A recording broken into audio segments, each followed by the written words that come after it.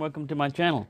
Well, this is a little bit of a different layout right here because this is the dining room table, and normally it's all cluttered and got a bunch of stuff on it, but I had to clean it up recently. And for this particular situation, I need a lot of room because I'm going to show all of the case knives that I have right now and go a little bit on, for those of you that don't know the story about me and case knives, is when I was growing up in the mid to late 60s, most of the knives that I saw were Uncle Henry or old timer, charade type of knives, Camillus and Saber, made in Japan. I never once saw a case knife being used by any of my grandparents, like my dad or my grandfather or anything else like that. And so, as I said, I grew up with these type of knives. We didn't have flippers. So they were all right. I would get one. I didn't collect them, really. I would just buy one to use. I still have the original Saber, knife the first one that I bought. And that was about it. When I stopped using the knife, I didn't throw them away. Obviously, I still have my first one. I just kind of kept them, and it became kind of a collection of knives. Not really, like a knife collector type of collection, but, a collection of knives. And when I started getting in, back into buying knives, I started off with the flipper knives, and I grew bored with them after a while, mainly because of Civivi. Civivi is such a good company that every time they would come out with a knife, you would want it. Every one, it was like, damn, that's a good knife. And then by the time you save up your money to get that, they release 3 more that you want. And it's like, man, I'm going to go broke chasing this stuff. And each time you would buy a flipper knife, in my budget range, they were anywhere from $50 to $80 or so. This was like 2 or 3 years ago. So I'm on a fixed income. So that is a lot of money to be spending, if you want. And if you want more than one knife, that can rapidly add up. So that's when I started switching to traditional knives, because I was also watching, besides watching the YouTube videos, that's one of the things I discovered was YouTube has videos about knives. And I started collecting Rough Riders because they were $15 to $25 a knife. Now, I had seen case, but when I was looking at them, every one of them was expensive. To me, then.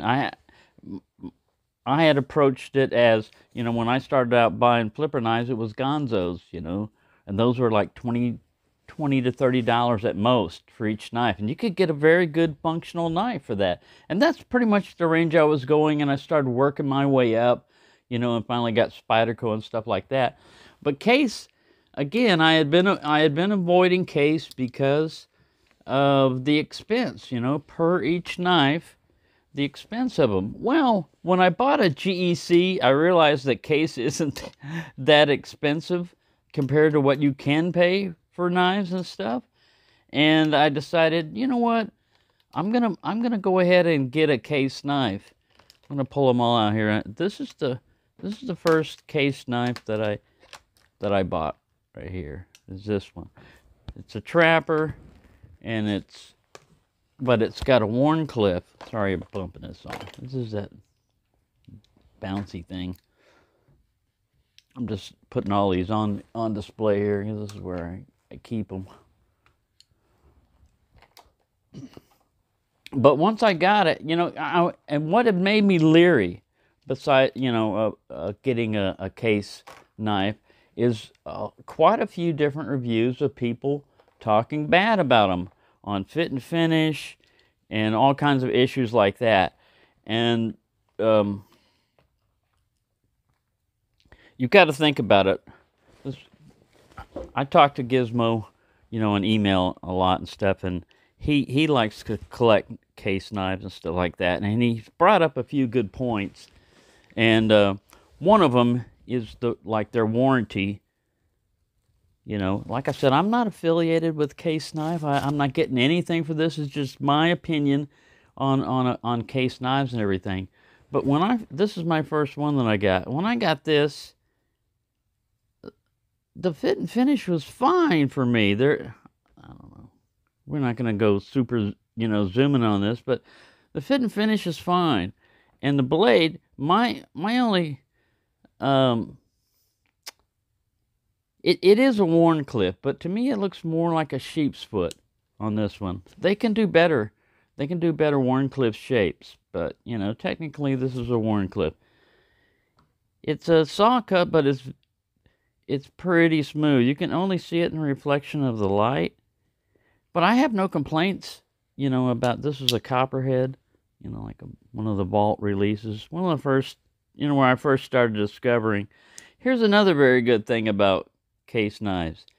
You can look at them and you can figure out exactly what it was. No matter how, if somebody took this and sharpened it crazy or modified it, and did something else, you can see what year it came out from.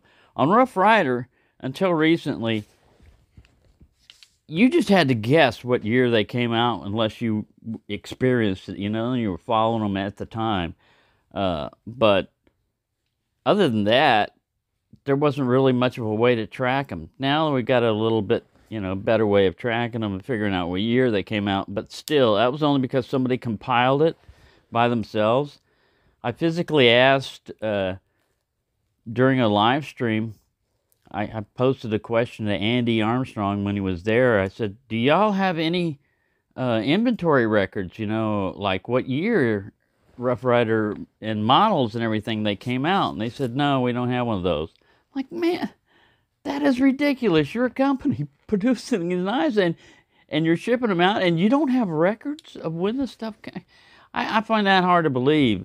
You just tell me it's proprietary information and you don't want to do it, but you're either incompetent or you're lying, when you're saying that. So either way, I don't know. But anyway, it might be, honestly, they didn't do it, it's just kind of dumb. But a big company like that, maybe the records got lost. But anyway, I just wanted to show you the various Case Knives that I have right now. I know some of this is kind of like a ramble and a rant. This is the Sod Buster, and this is a Zippo, but it's made by Case. It's like the Executive. They didn't go ahead and put any numbers and stuff like that on these, so you're not, with the Zippo line, this is also a Zippo Slimline Trapper, and again, it's made by Case, but it just says Zippo on it. It doesn't have any numbers. So what I found is I like supporting made in America, made in USA knives.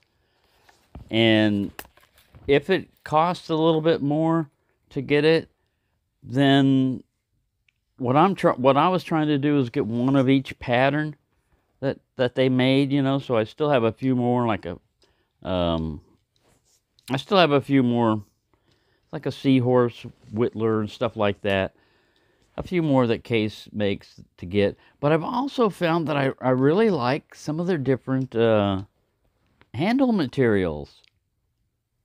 So you can start chasing that. Handle materials and knives and stuff. So it's basically brought me back up to the scale that I was with Chinese knives. I was spending up to, well, they're not all Chinese. Spyderco, it was $120 or $130 for the Sage 5, and it was made in Taiwan, which is technically China, but not according to the Taiwanese. But yeah, they're very well made knives. Now, here's another little side note on something. The Bowie knives. I call them Bowie knives because here in Texas, if you watch any of the Weather Channels. I'm in North Texas, and there's a town called Bowie. It's spelled the same way as Bowie, and most people around here, if you say, no matter which way you pronounce it, if you say that guy's got a Bowie knife or a Bowie knife, you know exactly what he's talking about. So it's semantics, all right? We shouldn't get involved in a big issue. I know it may annoy some people, to hear it pronounced one way or another, but you're just going to have to get over that because nobody's going to change. Some people that have pronounced it that way their entire life think it's correct, and other ones don't. Who knows it's correct? The guy that's been dead for quite a while, I think the way Texas spells it is probably the way it is simply because words are not always pronounced the way they're spelled. You look at them, or they're a bastardization of the original language. It might have been French or something. I don't know. Anyways, I'm not going to let it bother me. However you want to pronounce that, you know what we're talking about, right? We were talking about this type of knife, not to be mistaken with this type of knife. Now, if I called this one a sodbuster, well, Case actually has that name, sodbuster. But if I called another knife a sodbuster, do we know what we're talking about? Yes. I mean, so that's another thing on traditional knives that sometimes get really wound up, because if you come from flippers and everything, you would call these scales. But the actual name for them is covers, because the scale is replaceable and a cover's like pinned on or whatever, But if you make that mistake in some areas, when you're talking about traditional knives, some people are nice about correcting you and other ones are kind of snooty. They get up there and, okay. You know what I was talking about, right? I was talking about this part of the knife. I wasn't talking about this part. I wasn't talking about that part. It's good to know, the definitions of what it is. If somebody says bolster, you know what they're talking about. But to get wound up on semantics, especially if someone is new to, they want to be like, if you like traditional knives and they're getting new to traditional knives and they're coming in and they make some mistakes, it's all in how it's presented sometimes. If you come across as super harsh with them and everything, and I'm not singling out any one particular person on this. I've seen it from random people. I don't know who they are. They just leave comments, in there in response to other people talking. And it can leave a bad impression on new people is all I'm saying. Yeah, if they're thin-skinned, then if you're thin-skinned, this is a good one. If you're a thin-skinned, then you're not going to be able to enjoy the knife world because first off, you're going to get cut a lot. I mean, I get cut a lot, but if you don't like getting cuts, then maybe knife hobby is not something for you. Now, you can get paper cuts too, and they're pretty vicious, and cardboard cuts are one of the worst. But all I'm saying is, however you want to collect and whatever you want to collect is entirely up to you. Some people have opinions. Just like I said, some people say, this is the way you should pronounce it. It's Bowie, bow, like the bow and arrow. Well, no, that's David Bowie pronounces his name that way, and you might pronounce it that way. But I'm going to pronounce it Bowie knife. And nothing anybody else can say or do or shame me or try to change my mind is going to change me from saying it that way. So if you don't like that, you're just going to have to live with it.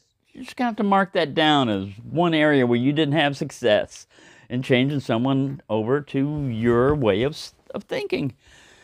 That's the way Pepe's pronounces it, so yeah. Anyway, all I'm saying is, I think that case knives, especially the way they do covers and the way they polish the bolsters and everything. Now look at this guy. Now that looks like a Wharncliffe to me. Look at that. It's the aerodynamics.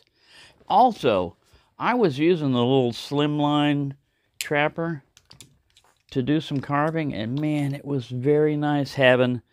I was using the Wharncliffe to shave some leather to trim it off, and it came in very handy. But if I needed to do something like food prep or something like that afterwards, I had this, and it fits in the hand. I don't know. I am a fan of case knives. I don't worry too much about gaps and stuff back here. The rust locks are usually the ones that have got the biggest gaps. You know, it's smooth. You can't see light through this one. This one's got it a little bit, more gappy. But come on. To me, look at that. The knife works. Guess what? It'll cut too. It's not going to close on me. It's got kind of like that peasant lock type of thing on it and a liner lock. I'm not worried about it close. This part's where it's going to get me, if it's going to get anywhere, closing it. So that knife is perfectly fine. It looks good. It functions. Some people can have higher standards. You can have whatever standards you want. I think that's just like gunk on the liners. No, that's just a darker brown spot on there. That's just part of the, I think. It could be. I didn't clean these all up, This guy's cool too because he's got like the little spear point to him. And you can tell I don't super baby these ones, I like to take them out and put them in a pocket, put them in a slip sometimes, but also I just drop them in there sometimes. And yeah, I guess that's a rant and a ramble and a rave about case knives and stuff. All right, now today, later on today, I'm supposed to be getting my order from Smokey in, and I will talk about the November knife giveaway, which will be more stuff than normal because it's my 3-year anniversary of being on YouTube with this knife channel, which I want to thank all of you that are watching, because really you're the ones that make this channel. Otherwise, like I said, I'd be talking to myself, which I do a lot anyway. I'd be talking to myself if I didn't have anybody watching this video, so you guys make this channel what it is. So I wanted to thank you for that. And one of the ways I show my appreciation to that is with a giveaway. And there's definitely going to be a giveaway this month.